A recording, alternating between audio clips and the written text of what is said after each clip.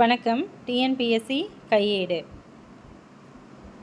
Combine technical service எக்ஸாமினேஷனுடைய answer key தான் இது வந்து நான் இன்டர்வியூ போஸ்ட்டுக்கானது. ஆல்ரெடி வந்து தமிழோடைய 30 வினாக்கள் வந்து நம்ம லாஸ்ட் வீடியோவில் பார்த்துருந்தோம். இப்போ அடுத்த வினாக்கள் பார்க்கலாம். அதுக்கு முன்னாடி நீங்கள் டிஎன்பிஎஸ்சி கையேடு சேனலை சப்ஸ்கிரைப் பண்ணலைன்னா சப்ஸ்கிரைப் பண்ணிவிட்டு பாருங்கள். அப்போ தான் நாங்கள் போடுற ஒவ்வொரு வீடியோவுடைய நோட்டிஃபிகேஷனும் உங்களுக்கு உடனுக்குடனே வரும்.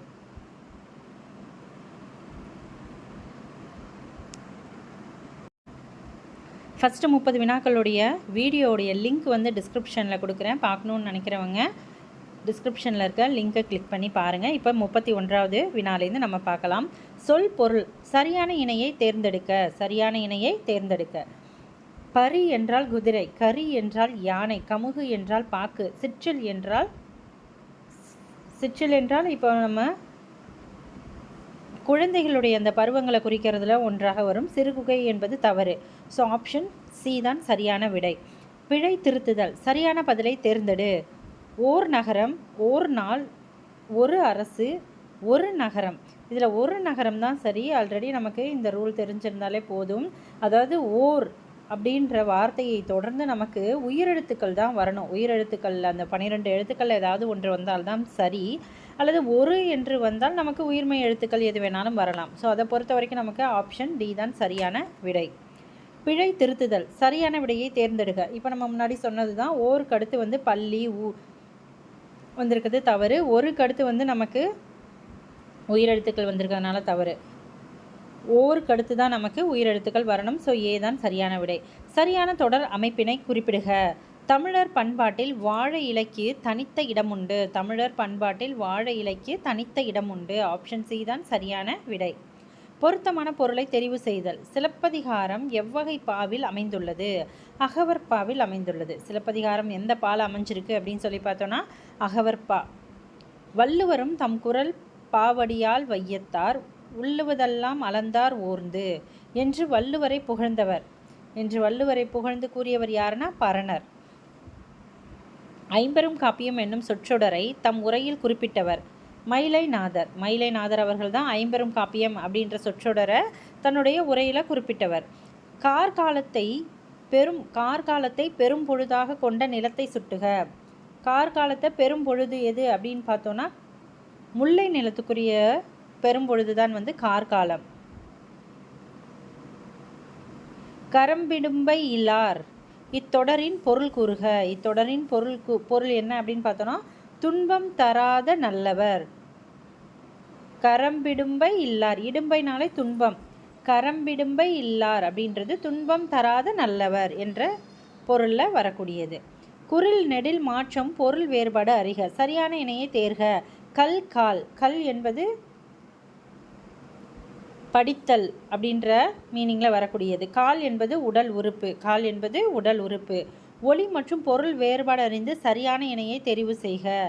விதி வீதி. விதி என்பது ரூல் சட்டம். வீதி என்பது தெரு. ஆப்ஷன் ஏ தான் சரியான விடை. குரில் நெடில் வேறுபாடு அறிந்து எழுதுக. நான் பாடம் படிப்பேன், நான் படம் பிடிப்பேன். நான் பாடம் படிப்பேன், படம் பிடிப்பேன். ஆப்ஷன் ஏ தான் சரியான விடை. வேங்கை என்பதன் இருபொருள் தருக. வேங்கை அப்படின்றது ஒன்று வந்து வேங்கை மரத்தை குறிக்கக்கூடியது, இன்னொன்று வந்து புலியை குறிக்கக்கூடியது. ஆப்ஷன் பி தான் சரியான விடை. நான் மட்டுமே தண்டனை ஏற்று நகரத்தை சேர்வேன். நான் மட்டுமே தண்டனை ஏற்று நகரத்தை சேர்வேன். டேஷ் என் மக்கள் அனைவருக்கும் நலம் கிட்டும். இதை கூறியவர் ராமானுஜர். சரியான இணைப்புச் சொல்லை நிரப்புக. ஆனால். நான் மட்டுமே தண்டனை ஏற்று நகரத்தை சேர்வேன், ஆனால் என் மக்கள் அனைவருக்கும் நலம் கிட்டும். ஸோ இந்த இடத்துல இணைப்புச் சொல் என்னன்னு பார்த்தோன்னா ஆனால். நல்ல அறிவும் பண்பும் உடையவருக்கு பணம் பணியால் டேஷ் இவை இல்லாதவருக்கோ மோசமான எசமான். இந்த இடத்துலையும் நமக்கு கன்ஜக்ஷன் வேர்டு. அந்த வேர்டு என்னென்னா ஆனால் என்பது தான் சரியானது. சரியான வினாச்சொல்லை தேர்ந்தெடு. தொகைச்சொற்கள் டேஷ் வகைப்படும். எத்தனை வகைப்படும். தொகைச்சொற்கள் எத்தனை வகைப்படும். சரியான வினாச்சொல்லை தேர்ந்தெடு. காசி நகரத்தின் பெருமையை கூறும் நூல். காசி நகரத்தின் பெருமையை கூறும் நூல் எது? Option A. இருக்கு என்ற பேச்சு வழக்கை எழுத்து வழக்காக மாற்றுக. இருக்கிறது, இருக்குது, கீது, இழுத்துக்கட்டு. ஸோ இதில் சி தான் சரியான விடை. பேச்சு வழக்கு எழுத்து வழக்கு. எல்லோரும் வேகமாக எங்கே போகிறாங்க? எல்லோரும் வேகமாக எங்கே போகிறாங்க? எல்லோரும் வேகமாக எங்கு போகிறார்கள்? ஆப்ஷன் பி தான் சரியான விடை. நிறுத்தற்குறிகள் எது சரியானது? தமிழ், இயல், இசை, நாடகம் என முத்தமிழாய் வளர்ந்தது. தமிழ், இயல், இசை, இந்த இடத்துலையும் ஒரு கமா நமக்கு வரணும். சாரி நான் தவறாக சொல்கிறேன். தமிழ் அந்த சென்டென்ஸை தனியாக, இயல், இசை, நாடகம் என முத்தமிழாய் வளர்ந்தது அப்படின்னு வரணும். தமிழ், இசை அப்படின்னுக்கப்புறம் கமா கொடுத்தோம் அப்படின்னா தமிழ், இசை, தமிழ், இயல் அப்படின்ற வார்த்தையாக பொருள் போயிடும். தவறானது. ஸோ இதுலேயும் இந்த இடத்துல கடைசியாக வந்து செமிகோலன், இந்த கொட்டேஷன் இதெல்லாம் வரதுனால இந்த வார்த்தைகள் தவறு. ஏதான் சரியான விடை. நிறுத்தற்குறிகள் எது சரியானது? கடல் முத்தினையும் அமிழ்தினையும் தருகிறது. கடல் முத்தினையும் அமிழ்தத்தினையும் தருகிறது. ஆப்ஷன் ஏ தான் சரியான விடை. பிறமொழி சொற்களுக்கு இணையான தமிழ்ச்சொல். காலிங் பெல், அழைப்பு மணி. காலிங் பெல் என்பது அழைப்பு மணி.